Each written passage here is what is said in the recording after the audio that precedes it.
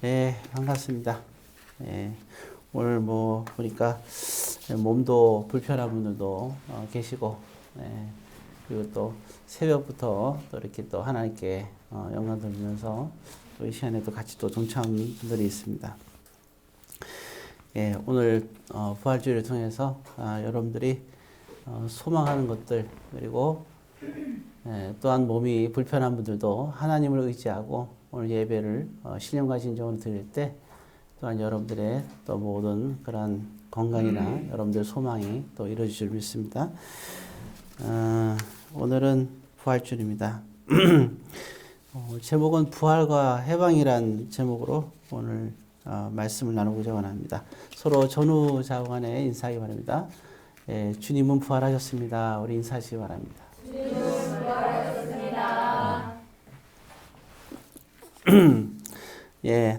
부활이라는 것은 죽었다가 살아나는 것을 부활이라고 합니다. 오늘 에스겔서 37장을 통해서 오늘 또 보게 되는데,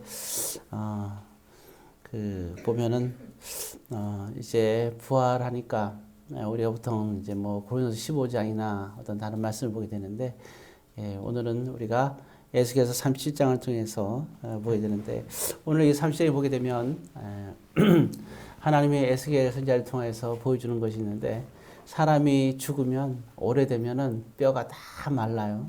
바싹 마릅니다. 아주. 근데 그것을 이제 보게 되는 거예요. 그러면서 오늘 이 본문에서는 그 마른 뼈가 이제 살아나는 그런 회복의 그러한 이제 역사가 있습니다. 자, 그래 보니까 이제 3절에 보게 3절하고 또 4절, 8절에 보면 나오는데, 일단 3절에 보게 되면 마른 뼈가 나와요. 그리고 마른 뼈가 나오는데, 거기 3절에 보게 되면 이렇게 쭉 나와 있는데, 일단 하나님께서 질문을 하는 장면이 나와요. 그가 내게 이르시되 인자야 이 뼈들이 능히 살 수 있겠느냐. 아주 골짜기에 많은 뼈만 있는데 이제 그런 말을 하는 거예요. 이 많은 뼈가 살 수 있겠느냐. 질문으로부터 시작이 됩니다. 글쎄요, 우리가 생각할 때 정말 우리가 어떤 무덤, 아는 무덤이든 모르는 무덤이든 팠을 때 벌써 몇십 년이 지난 무덤이라고 봅시다. 딱 팠는데 거기에 사람의 뼈만 앙상하게 있다. 과연 살아날 수 있을까? 하고 질문한다면 우리가 뭐라 얘기할 수 있겠어요? 참. 근데 참 하나님께서 질문할 때는 다 이유가 있거든요. 근데 여기 에스겔이 뭐라고 대답하니까 그 3절 보니까 그렇게 대답해요. 내가 대답하되 주 여호와여 주께서 하시나이다. 참 우리는 대답할 수 있는 게 이게 최선이에요. 주께서 하십니다. 왜냐하면 이게 사람의 능력으로는 이 말 속에 뭐냐면 주께서 하십니다. 이 말은 사람은 할 수 없습니다. 그러나 하나님께서는 하신다면 할 수 있습니다. 이런 대답이거든요. 우리는 우리의 삶 속에서 늘 같은 질문을 받아요. 근데 이 질문은 이 하나님이 우리에게 질문하기 되게 중요하고, 이 질문이 오늘 여러분들에게 하는 질문이 될 수 있길 바라는데, 하나님의 질문, 거기는 이미 하나님의 뜻이 있는 거예요. 그래서 우리가 하나님을 의지하는 자는 우리의 모든 삶이 우리에게 질문하는 거예요. 우리가 어떤 어려움에 있을 때도 하나님은 질문하는 거예요. 너는 이 어려움에서 과연 너는 극복할 수 있겠는가? 그것이 어떤 문제가 되었든 간에 하나님의 질문이 있어요. 그럴 때 우리는 어떻게 대답하겠어요? 아니요, 할 수 없습니다. 이렇게 대답할 수 있어요. 그렇지만 예수님의 제자들도 마찬가지죠. 예수님도 제자들에게 질문하잖아요. 뭐라고 질문하냐면 거기 많은 한 5천 명이 모여 있는 데서, 얘들아, 제자들이 말하기를 이 사람들을 다 먹일 수 있을까? 라고 질문하죠. 근데 아무리 제자들이 해도 이 제자들을, 여기 있는 사람들을 다 먹일 수가 없는 거예요. 그런데 대답하는 것은 딱 한 가지죠. 분명히 이거는 사람의 힘으로는 이 많은 사람들을 먹일 수가 없는 거예요. 일단 그만한 돈이 있다 하더라도 이 사람들 다 먹일 수 있는 그 시골 동네에서 이 사람들을 다 먹일 수 있는 음식을 살 수가 없어요. 그런 식당이 없어요. 웬만한 데는 불가능하지 않아요. 그죠? 중국에는 이런 데가 있나 모르겠는데, 예, 큰 시다들이 있는데, 그 잘 모르겠지만, 예, 참 어렵습니다. 자, 그럴 때 사람이 할 수 없는 거예요. 그렇지만 제자들은 할 수 없습니다라고 말하지 않죠. 예, 주께서 하십니다. 왜냐하면 이 말은, 사람은 할 수 없지만 하나님께서 하신다면, 원하신다면 하실 수 있습니다. 이 대답이거든요. 오늘 그래서 우리는 우리의 대답이, 우리가 주님을 의지하면서 하는 대답이 달라져야 돼요. 예, 그러면 이 부활의 역사는 이와 같이 하나님의 역사고, 그리고 하나님의 역사는 이와 같은 겁니다. 마른 뼈가 살아나는 역사. 정말 눈으로 보여주는, 실제로 보여주는 거죠. 이 당시에 이스라엘은 어떤 상황이냐면, 그들은 하나님이 그 약속한 땅, 가나안 땅에 약속의 백성으로, 언약의 백성으로 살면서 있다가, 또 그리고 지파가 12지파인데 서로 지파끼리 싸워요. 서로 참 형제와 같은데 형제끼리 막 피 튀기면서 싸우는 거예요. 저 위에는 저 위에는 10지파가, 이 밑에는 2지파가 그렇게 미워하고 싸우고 명예와 권세를 가지고 막 싸우는 거예요. 다 그게 소용이 없는데. 그러니까 하나님께서 어떻게 하냐면, 싸우는 10지파나 또 이쪽에 있는 2지파도 다 어디로 오냐면, 다 외국으로 다 끌려가게 만들어요. 그 끌려간 것이 마지막에는 이제, 바벨론이 다 전체를 차지하니까 바벨론이 지배할 때 외국에서 다 살게 하는 거예요. 그리고 성전은 다 파괴가 되고 말고요. 그러니까 뭐 그 싸웠던 의미가 없잖아요. 왜냐하면 싸웠던 모든 12지파가 다 그렇게 정말 노예처럼 살아가고 비참하게 살아가고, 예, 그리고 뭐 성전에다가 뭐 성전을 섬기던 사람들, 또 성전에다가 우상을 섬기는 사람들 모두가 다 같이 이제는 더 이상 뭐 그런 것을 뭐 우상을 섬기는 것도 없고 아무것도 없는 거예요. 왜냐하면 성전을 아주 그냥 가루로 만들었거든요. 예, 아주 터가 그냥 그 성전의 터의 뿌리가 다 뽑힌 거예요. 그러니까 예배를 줄 수 없는 이런 상황입니다. 희망이 없는 상황입니다. 그래서 참 그때는 몰랐죠. 예, 그냥 서로가 막 이렇게 사람이 내가 있는 땅, 내가 드리는 예배당, 성전 이런 게 있을 때는 몰랐는데 막상 예, 하나님께서 보니까 가관도 아니거든요. 예, 그러니까 그들을 다 외국으로 다 보내버리고 이제 예배도 못 드리게 되는 상황입니다. 찬양을 드리는 사람들은 예, 전에는 찬양 드리면서도 불평불만하는 사람들이 있었을 거 아니에요. 근데 지금 그 사람들이 뭐라고 있냐면 아예 예배를 못 드리게 되니까 평생에 예, 그리고 그게 70년이라는 세월 동안 못 드리는 거예요. 그러니까 죽을 때까지 예배를 한 번도 못 드리고 그런 사람들, 예, 서로가 또 다투던 사람들, 시기와 질투, 이 모든 것들이 막상 성전이 사라지고 예배를 못 드리니까 얼마나 슬퍼요. 예, 시편에도 보면 나와 있는데 그들이 예배를 못 드리니까 어디로 나가냐면 다 같이 울면서 거기 흐르는 강물이 있어요.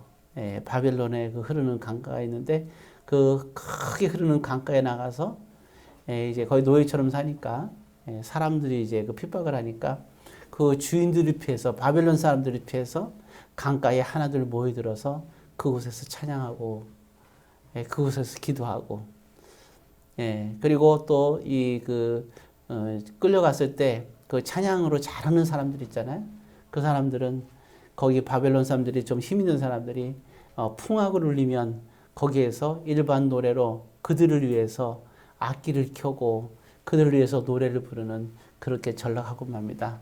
그렇게 평생을 그렇게 살고 그 자녀들도 결국 그런 삶을 살고 있는 거예요.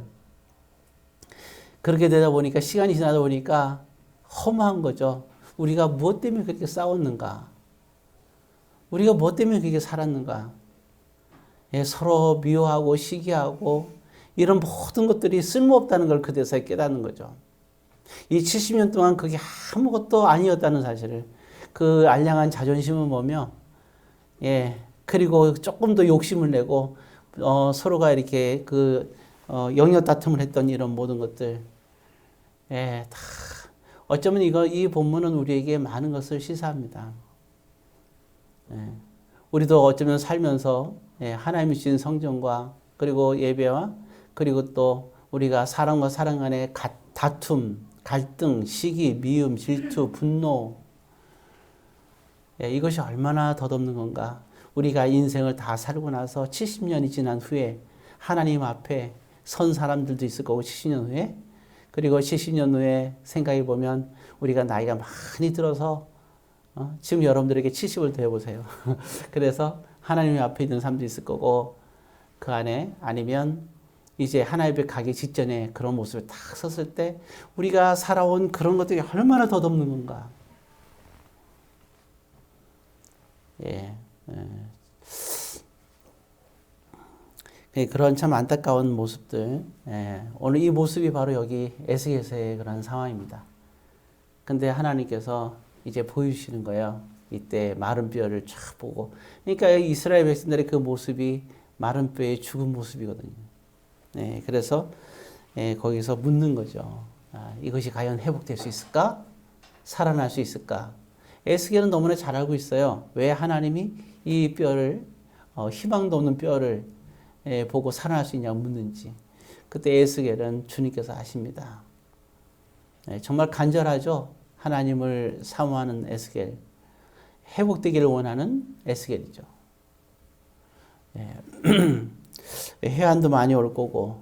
그럴 때 하나님께서 이제 직접 이제 앞에서 보여주는 장면이 나오는데요.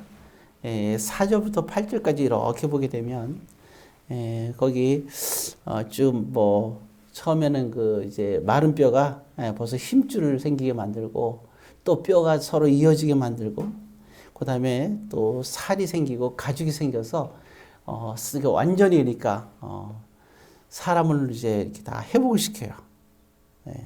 회복을 시키는데 그 8절 한번 읽어보겠습니다. 에스겔서 30장 8절을 읽습니다.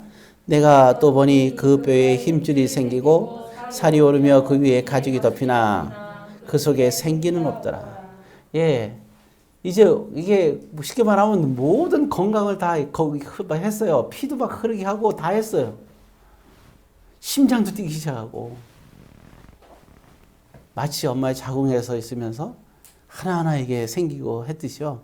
왜냐하면 오래되면 이 모든 장기가 다 녹아서 마른 뼈만 있었잖아요. 그 모든 장기가 다 회복된 거예요. 이제 뇌에도 이런 모든 게 다 이게 흐르는 거예요. 뇌에도 피가 다 흐르고 이게 모든 피가 다 모든 게 회복된 거예요. 그런데 아직 살아있질 않아요. 그러나 그러죠? 그 가죽이 덮였으나 그 속에 아직 뭐가 없냐? 생기는 없더라 그랬습니다. 아직 살아나지 않았어요. 자, 그런데 그 10절에 보게 되면 이제 그렇게 나와 있어요. 10절을 읽습니다. 이에 내가 그 명령대로 대언하였더니 생기가 그들에게 들어가매 그들이 곧 살아나서 그렇죠? 하나님이 여기다 생기를 부르니까 그때서야 살아난 거예요. 오늘 제가 새벽에 했던 말씀 중에 한 군데가 있었죠. 하나님이 이걸 보면서 그렇구나. 사람은 짐승과 다르다 말씀드렸어요. 왜냐하면 사람은 살아있는 게 산 게 아니에요. 사람을 만들 때 흙으로 만들었어요. 모든 새나 짐승은 다 흙으로 만들면 움직이지만 사람은 흙으로 만들어도 움직이질 않는 거예요. 그곳에 생기를 부르는 거예요.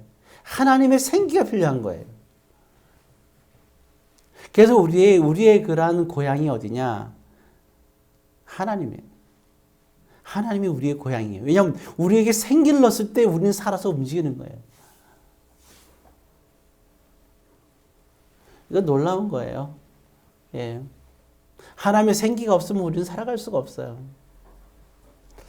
이와 같이 우리가 해보게 된 겁니다. 이렇게 살아난 겁니다. 에스겔이 이걸 보면서 얼마나 감격이겠어요. 그래 하나님께서는 이제 이런 바벨론에서 우리의 그런 과거 속에서 이렇게 살아온 우리에게 이제 우리를 회복시키겠다는 하나님의 메시지잖아요. 그렇죠? 우리가 살았으나 살아있는 게 아니잖아요. 이들은 하나님을 모르는 사람들이 아니잖아요. 모세를 통해서 천지를 창조했다는 것을 아는 백성들이고 아브라함을 통해서 하나님의 그런 약속의 말씀, 출애굽의 그런 모든 가정과 10가지 재앙과 홍해를 건너고 요단강을 건넌 모든 여정 속에서 이 가나안 땅에 들어오고 다윗을 통해서 모든 것을 역사를 이뤘던 솔로몬을 통해서 큰 성전을 지었던 이런 모든 역사를 알고 있는 이스라엘 백성들. 그러나 지금은 바벨론 어느 변두리에서 처참하게 살아가고 있는 모든 희망이 사라지고 모든 것이 살아있던 이들에게 하나님은 지금 이와 같은 역사를 보여준 거예요. 이때 그 에스겔의 가슴이 얼마나 뛰었겠어요.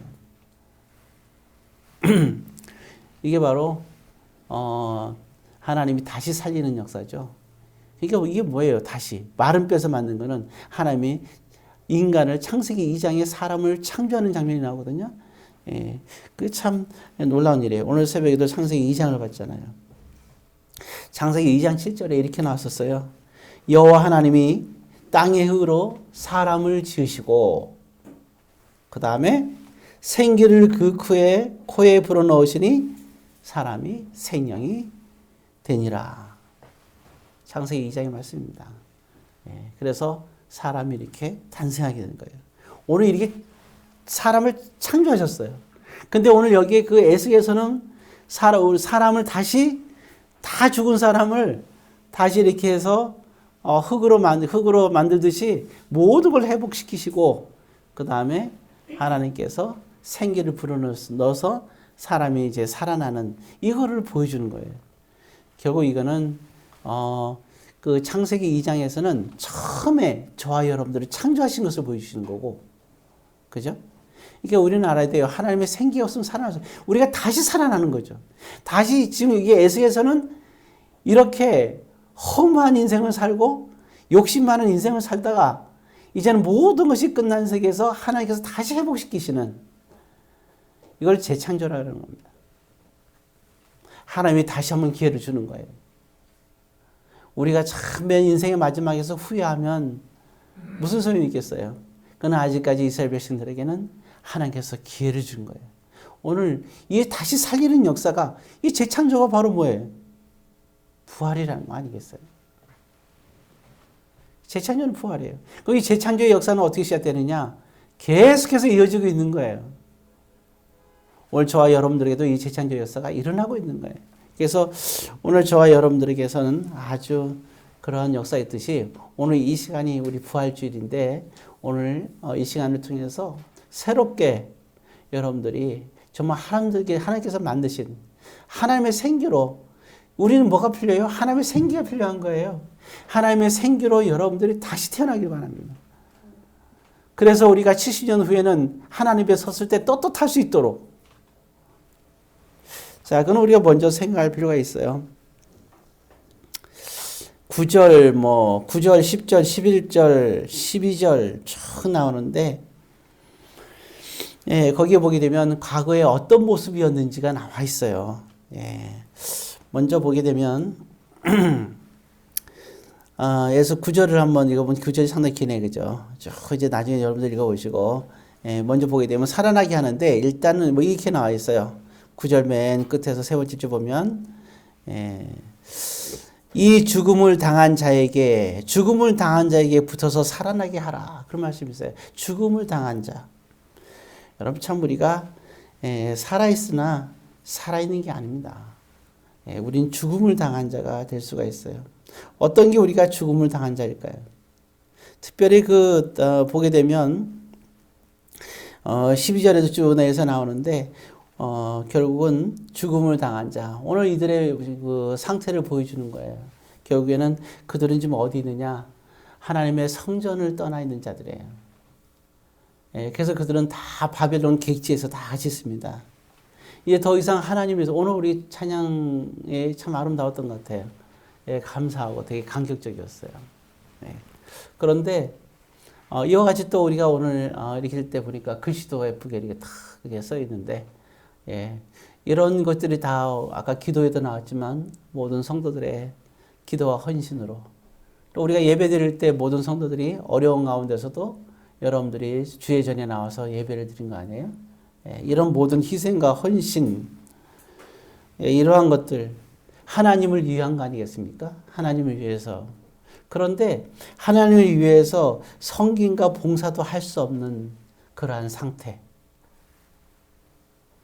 그러니까 때로는 우리가 희망을, 세상에서 희망을, 물론 바벨론에서도 희망을 가질 수 있어요.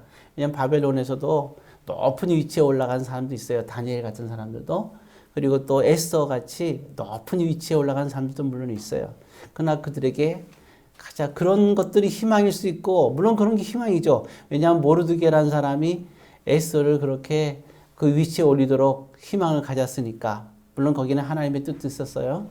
예, 그렇지만 그 위치에 올라갔지만 정말 가장 소중한 것이 그게 빠진 거예요. 바벨론 사람들은 그냥 그 높은 게 최고예요, 오로지. 왜냐하면 그들에게는 뭐가 없냐? 하나님의 생기가 없단 말이에요. 하나님의 생기가 없어요. 이스라엘 백성들도 살아가면서 그렇게 그 바벨론에서 명예를 가졌지만 그들은 늘 슬펐어요. 왜냐하면 적어도 그들은 하나님을 아는 사람들이잖아요. 그러니까 하나님의 생기가 있어야 된다는 것을 아는 거예요. 그것보다 귀한 것은 없는 겁니다. 예, 그러니까 그들에게는 진정한 희망이 없는 거예요. 그리고 그들에게는 더 이상 하나님께 예배드릴 모든 여건도 되지 않고 강변에 나가야지만 주님을 부르실 수밖에 없는 겁니다. 정해진 시간에 주님께서 축복한 장소에서 하나님께 마음과 찬양을 드리고 같이 찬양을 드릴 수 있는 지체들도 없는 거예요. 공동체가 없는 거예요. 과거의 예루살렘에 놀라운 그러한 축복의 경배와 찬양이 다 사라지고 말았어요. 예, 그러니까 그들에게는 정말 모든 게 다 파괴되고 말았던 거죠. 이것이 과거의 모습입니다. 하나님께서 보여주는 모습. 오늘 그런 것에 비하면 오늘 이 자리에 저와 여러분들이 한 자리에서 주님께 경배와 찬양을 드리는 것은 정말 이게 얼마나 소중한 일인가. 그리고 이게 얼마나 감사한 일인가. 예. 우리가 예배드릴 때 주님이 함께 거해 주시는 이러한 역사들. 그리고 말씀을 믿고 주님을 의지할 때 또한 주님의 부활의 능력이 오늘 우리에게 임하는 이 예배. 오늘 여러분들이 여러 가지 상황 속에서 여러분들의 문제를 가지고 여러분들이 오면서 늘 또 그러잖아요. 평상시에 저한테도 기도해 달라고 하는데 여러분이 예배를 통해서 오늘 이 말씀을 붙잡고 여러분들 믿으세요. 그리고 믿고 소망하면서 예배를 드리면 하나님의 역사가 여러분들의 모든 문제를 해결해 주십니다. 자, 그리고 또 이제 그 보게 되면 12절에 보게 되면 12절에 보면 밑에서 세 번째 줄부터 보게 되면요. 너희 무덤을 열고 이렇게 있거든요. 다 같이 한번 읽습니다. 너희 무덤을 열고 너희로 거기에서 나오게 하고 이스라엘 땅으로 들어가게 하리라. 지금 있는 곳을 뭐라고 했냐? 무덤이라고 표현하고 있어요. 우리가 정말 이스라엘 땅으로, 그럼 도대체 이스라엘 땅이 뭐가 있어요? 하나님의 성전이 있는 거예요. 모든 지체들이 핫드리는 경배와 찬양이 있는 것입니다. 그곳에 성령 하나님이 함께하는 역사가 있는 거예요. 그래서 그 바벨론이 얼마나 살기 좋아요. 그 당시에 최고 권위와 권세가 있고 거기에는 문화적으로 없는 게 없어요. 그래서 그러니 과거에는 그래서 지금은 아닌데 지금은 다 우리가 한국이 살기 좋아져서 그렇지 60년대 70년대만 하더라도 그때 성공하기 위해서는 시골에서 무조건 서울로 가려고 했어요. 야망이 있는 사람들은. 예, 소년이여 야망을 가져라. 그런 말도 하잖아요. 그러면 무조건 서울로 갔어야 돼요. 저도 중학교 1학년 때 혼자 개나리 붓짐 싸고 서울로 왔어요. 성공해야 된다고 생각해서. 예. 그때가 몇 년도인지 70 몇 년도인데 1970년대예요. 그때부터 온 거예요. 기회를 갖기 위해서 야망을 가지라 했으니까. 그런데 이스라엘 백성들의 진정한 야망은 어디 있겠어요? 그 야망이 아까 희망이 지체들이 모여서 하나님께 경배드리는 이 예배가 굉장히 중요한 거예요. 지체 함께 예배가 얼마나 중요한지 몰라요. 특별히 구약 시대보다 더 귀한 게 바로 성전에서 예배드린 겁니다. 왜냐하면 과거에는 성전에서 짐승의 피로 대속제제나 유월절이나 예배를 드렸어요. 그러나 오늘날은 예수 그리스도의 피로 우리는 이 시간에 예배를 드리는 거예요. 그러니까 이 예배야말로 참 귀한 거고 우리 성전이야말로 얼마나 귀한지 몰라요. 왜냐하면 이 성전은 예수님의 피값으로 내가 산 교회라고 말씀하고 있거든요. 그러니까 바벨론에는 성전이 없어요. 그래서 그거를 뭐라고 표현했어요? 보니까 무덤이라고 표현한 거예요. 무덤. 우리는 가장 희망적인 것이라고 생각한 것이 여러분 무덤이에요. 어쩌면 지금까지 여러분들이 헛된 것을 쫓아서 무덤 속에 살았다면 이제는 그곳에서 여러분들이 옮겨져야 됩니다. 이스라엘 땅으로. 예. 그래서 무덤은 하나님이 없는 것을 말하는 거예요. 그리고 이스라엘 땅은 말씀과 예배가 살아있는 곳.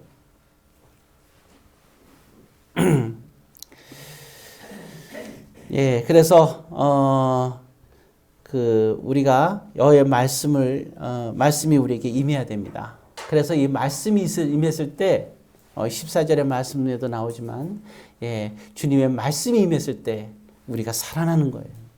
그리고 새로운 피조물이 되는 겁니다. 오늘 이 시간 이 에스겔의 말씀을 통하여 여러분들에게 이 말씀이 여러분들에게 임하길 바라요. 그리고 여러분들이 부활되며 새로운 피조물이 되기 바랍니다. 이전 것은 지나갔으니 이제 모든 것을 돌려보내고 새롭게 마음을 가지세요. 여러분들의 마음속에 사람을 두려워하지 말고 사람을 의식하지 말고 말씀을 붙잡고 나갈 수 있는 자가 되길 바랍니다. 우리가 살아있는 동안에는 우리는 강건하게 살 수 있어요. 모세는 마지막 죽음 전까지도 강건하게 살았어요. 마음이 강건하고 육신이 강건하며 강건하게 살아야 됩니다. 그래서 우리가 마지막 숨이 끊어지는 그 순간까지 하나님께서 숨을 남겨놓은 이유가 있어요. 세상에서는 60세, 70세 되면은 이제 일이 끝났다 그러지만 하나님 앞에서는 아니에요. 하나님을 위한 삶은 끝까지 가는 거예요. 우리가 포기하는 거예요. 나는 이제 이 나이가 됐으니까 난 할 수 있는 게 아무것도 없어. 누가 그렇게 얘기를 했나요? 하나님 그렇게 얘기한 적이 단 한 번도 없어요. 너희가 몇 세가 되면 어떻게 하고 몇 세가 되면 어떻게 하고 그렇게 말한 적이 없어요. 갈렙은 그 나이 많은 나이에 말을 타고 아무도 하나님의 뜻을 이루려는 그 산지 헤브론, 여호수아 때 헤브론 산지를 갖다가 점령해야 되는데 너무 강한 군대가 있으니까 아무도 두려워서 가지 않았던 그곳 헤브론 땅. 그럴 때 그때 가장 나이가 많고 그리고 가장 연로했던 누구예요? 갈렙이 말을 타고 그곳을 향해서 돌진하는 거예요. 그 뒤를 따라 사람들이 따라가는 거예요. 갈렙의 후손들이. 그래서 그것을 점령하게 됩니다. 그 당시 갈렙이 없으면 불가능한 일이에요. 신명기가 왜 탄생했냐? 죽기 직전에 그 나이 많은 모세가 죽기 직전에 그곳에서 마지막 메시지를 전하는 게 바로 신명기 말씀이에요. 그리고 다음 날 신명기가 끝나고 나서 이제 그는 어느 이름 모를 곳에 가서 그는 죽게 됩니다. 하나님의 부르심을 통해서. 그래서 우리는 항상 하나님의 말씀이 오늘 우리에게 임해야 돼요.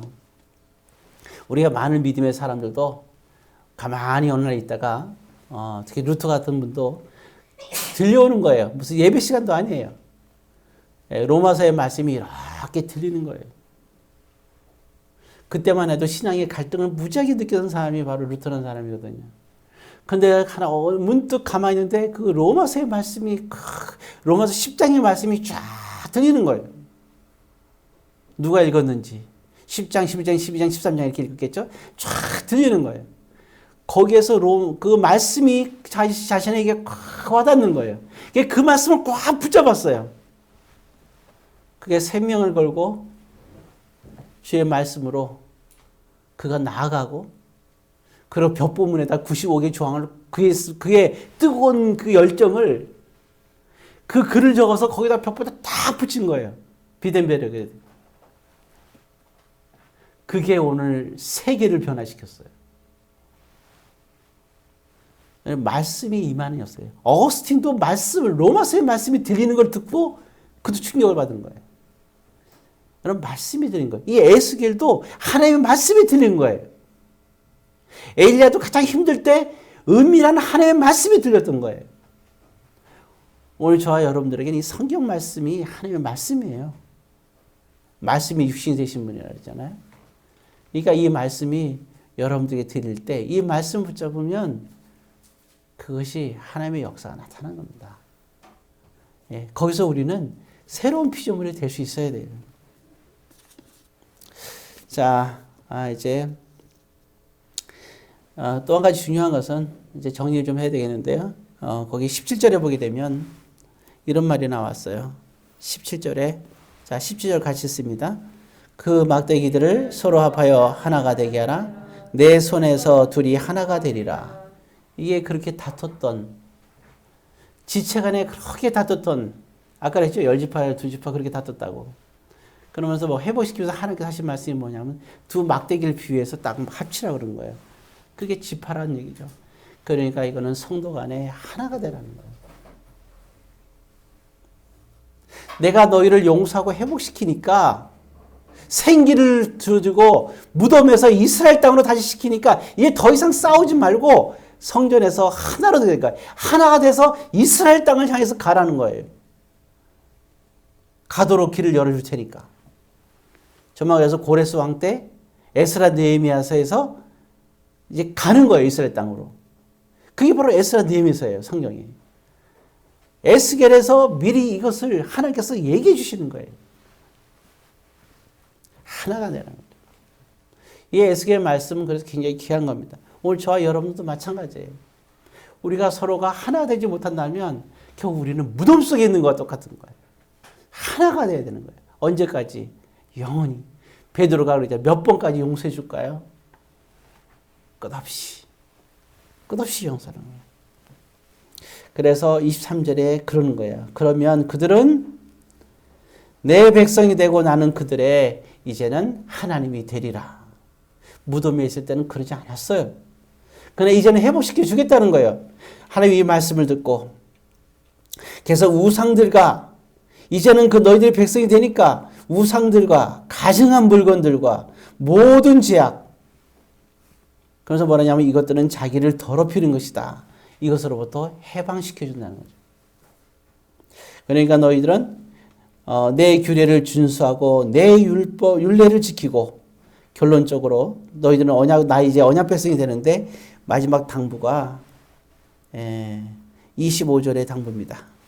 이 본문을 보고 우리가 읽어보고 마치겠습니다. 25절 같이 있습니다. 내가 내 종 야곱에게 준 땅 곧 그의 조상들이 거주하는 땅에 그들이 거주하되 그들과 그들의 자자 손손이 영원히 거기에 거주할 것이요 내 종 다윗이 영원히 그들의 왕이 되리라. 영원히 자자손이 있을 것이다. 그래서 저는 늘 항상 기도해요. 제가 이 세상에 살다가 사는 동안 있다가 사라지더라도 우리 주의 자녀들이 자자손손이 성전에서 은혜를 받고 주님을 떠나지 않고 늘 항상 주님의 복 받는, 예수님이 주님이 재림할 때 모두가 다시 죽었던 자도 살아나는데 우리가 모두가 다 같이 적어도 저와 여러분들과 여러분들의 모든 자손들은 하나님 앞에 당당히 설 수 있는 그런 복된 자들이 우리 성전을 통하여 있기를 늘 소망하며 오늘 부활주를 통하여서 하나님의 언약 백성, 그리고 하나님과 화평의 언약 백성이다 그랬거든요. 그래서 모두가 화평을 누리면서 늘 하나님께 영광 돌리며 여러분들이 우리가 이 교회에 있는 오늘 이 자리에 참석한 모든 자들에게 하나님의 그러한 회복의 역사, 하나님의 놀라운 회복의 역사가 새롭게 되는 은혜가 우리에게 있기를 주의 이름으로 권면드립니다. 기도하겠습니다.